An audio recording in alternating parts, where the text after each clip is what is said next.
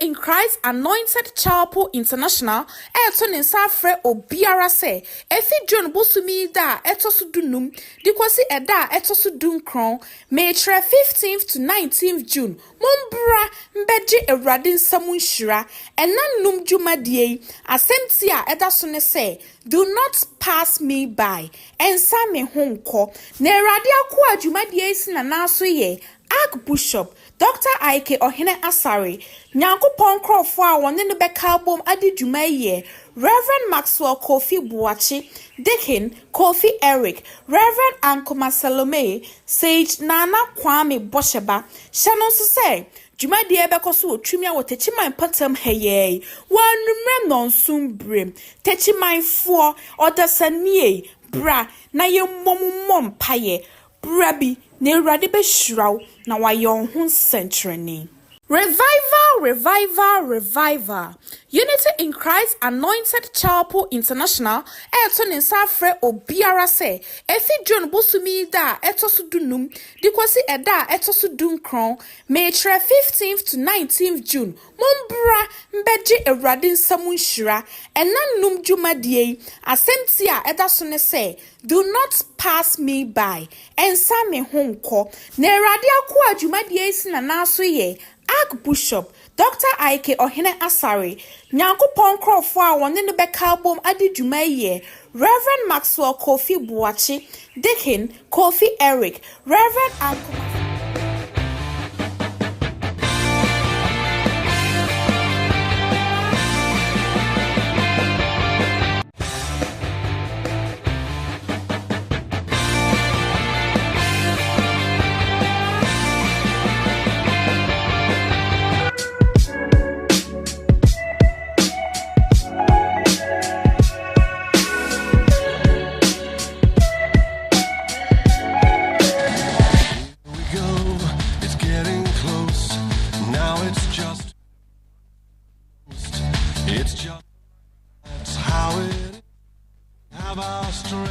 What is a jangy body?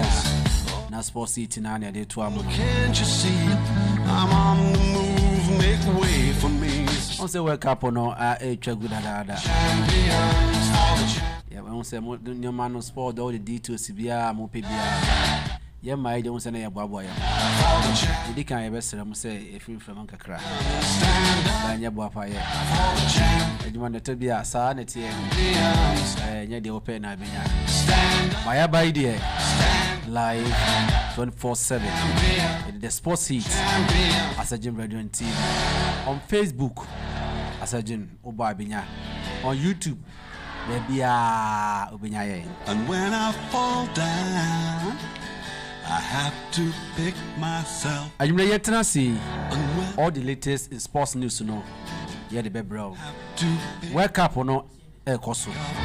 I'm saying the history now. I'm for starting AEB. I'm for so punish. I'm for the blasters of Ghana. I'm for China. You call me. Yeah, he's a for the bit. My more. On the turn say I am calling me Tenassi. Boys, I will feed you. I say. And she baby just so back and sir. And a technician, so once I'm mobile, you must stand up. That area host a Diana and a lunch pa near my Bruden Catty. Seminar no day. Seminar no day. Seminar no day. Stood up, yeah, it only enter vision, no, I believe. You try my by a bar. Stand up for the champion.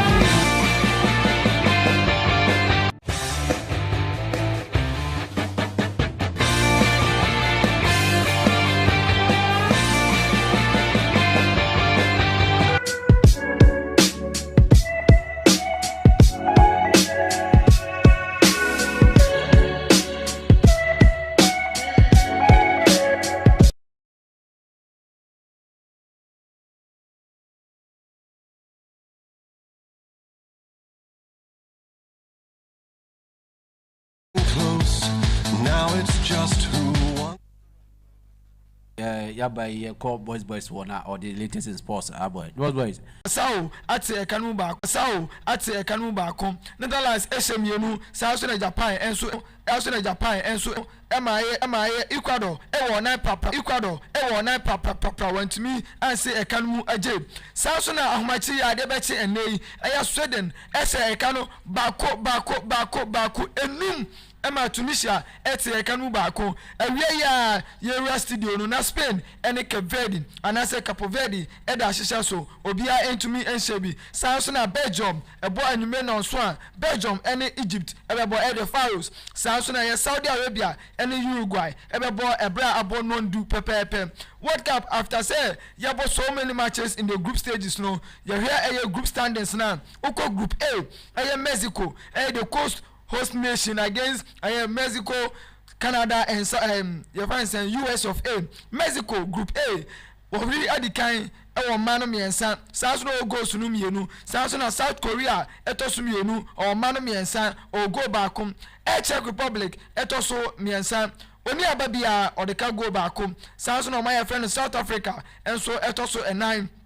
Only Ababia or the car go numienu uko group B Switzerland edikan 1 point Canada etosumienu man baako Qatar etosumiensa man baako South na Bosnia and Herzegovina enso etoso nan akan man baako ekama say group B there obia opening game no obia to me about draw South na call group C Scotland edikan man miensa group D points bia South na Paraguay and so any points be our over group E Germany 3 points odikan sanso na Ivory Coast etosumienu also 3 points Ecuador etosumiensa oni mane ba kokra sanso na Curaçao enso etoso 9 oni ababia over group F my friend Sweden edaso edikan mane bia World Cup here cause your stories bebia etodwa dan bra story bi todwa ma obia wonye ehun say Japan game against my friend Netherlands after game no say Japan for no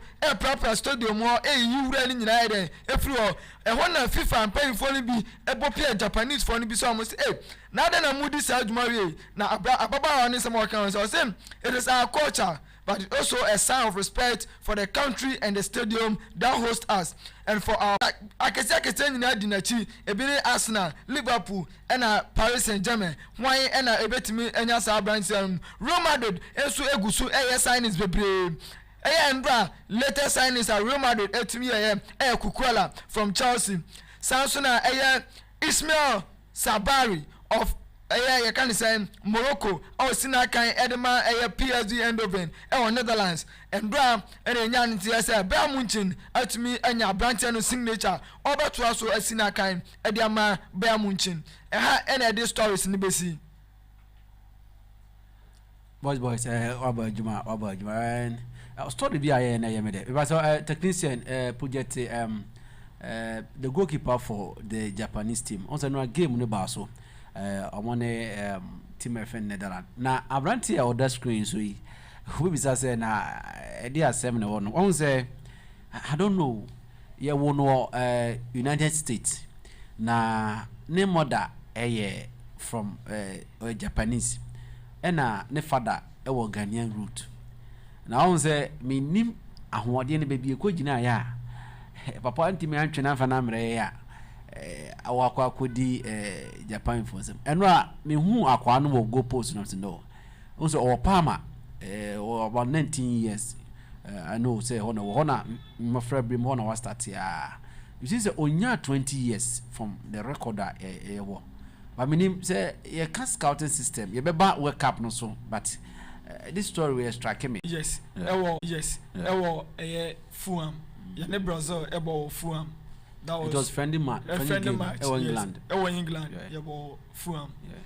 Now, performance or done that particular day, against the likes of now play say Hawk in the Brazilian national team, Alexander Pato in the Brazilian national team. We have Ronaldinho Gaucho in the goal post and all, so many people. So like the kind of sales that on that particular day, everybody thought say after say Richard Olele Kenso. a free goal post no yanya replacement obeboa the national team pa enti otoama or yourself be against Ronaldinho Gaucho no obo free kick be my branch no eyiye otoa so the year 2014 World Cup your first match against the US of A, we lost that game 2-1. Now a lot of comments about saying a goalkeeper no or the poma communication wise on TV on Kasawe on two-way. And see a said people started saying say Kwase Orban Kwaye 2-4. Say no Kwase Orban Dama the Blasters of Ghana, but he chose to represent his country, but and Mgwasene the Guno. And the most Obia foreigner and as a Ghanaian roots, I'll be who say Onimbo and Bobiana and I onim go Nidabiano or bar or slow. It's said the education on him so bar. And Ghana didn't also look at the angle, say, yes, scout a boy, no, Abi obey married, Abba boy. And see a football idiot, a camera said, we are not properly doing it. Okay. Yes. Boys now can but unse or 23 years Meka Suzuki the Japanese goalkeeper no or 23 years or the post madam yeah wake up your African story they starting from yeah Kasayedi the game South Africa and team I friend Mexico boy or Mexico City Kovolusu born about 2-0 Omodi red card right sit who the kind of mistakes okoye ya Omodi su 2-0 the game and Cote d'Ivoire against Ecuador game ne bese hwen kakra on say for the past 12 years if record is straight Cote d'Ivoire first game na World Cup so when no a check kakra and a young chap was Sunday the man of the 10 and 6 boy the began say Capo Verde and Verde a body and he say also ending the game na about 5 out of 10.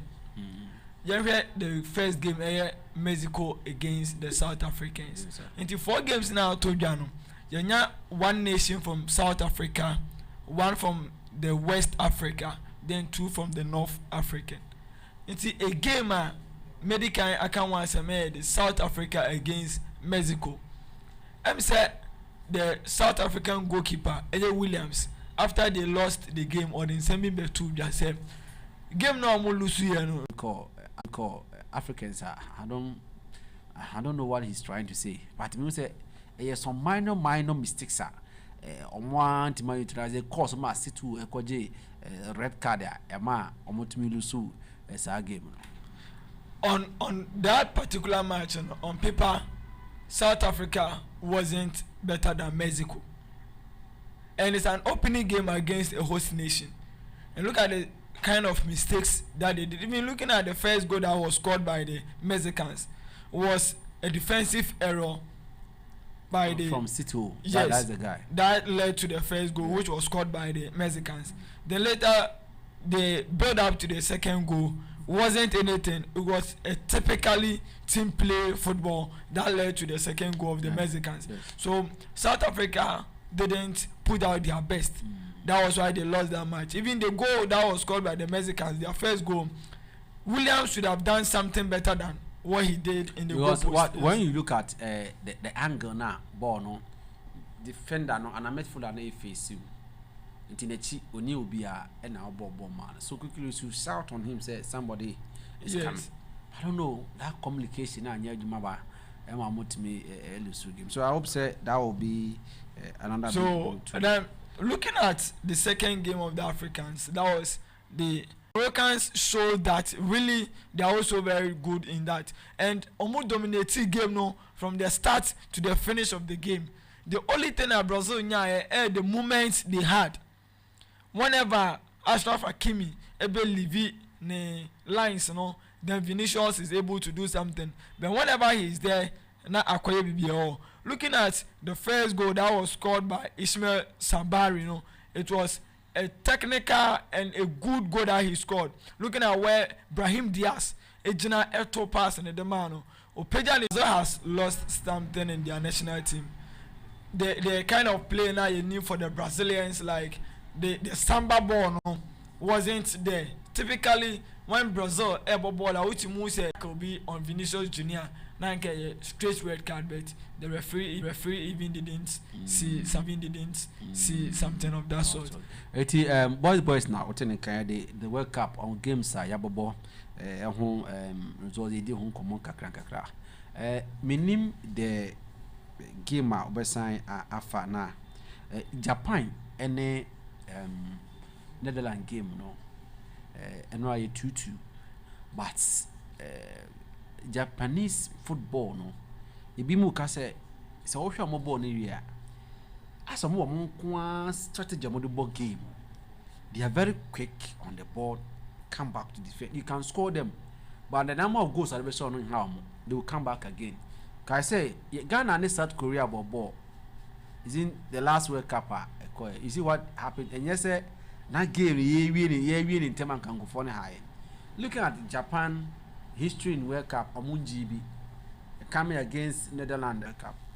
Quite very good. The Asian countries, make us say, you can say Asians now.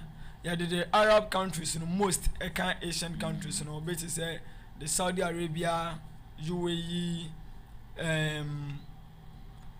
Qatar, can Asia countries, but typically now the one most Asia for the South Koreans, the Japanese, South Korea, Japan, North Korea, yes, China, yes, Asia for now.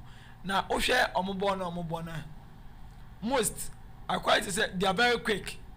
Omobona omombre. Only bobola, especially Asians, they so I mean omo odin bi omodema. The Asian is divided into two. Omo odin bi omodema escape make akra. Omobono similar. The omode be sha say no. Eno omode be wi. Very good. They are very finals which they nearly won the game. Yeah. Won the game. Yeah. Against Belgium.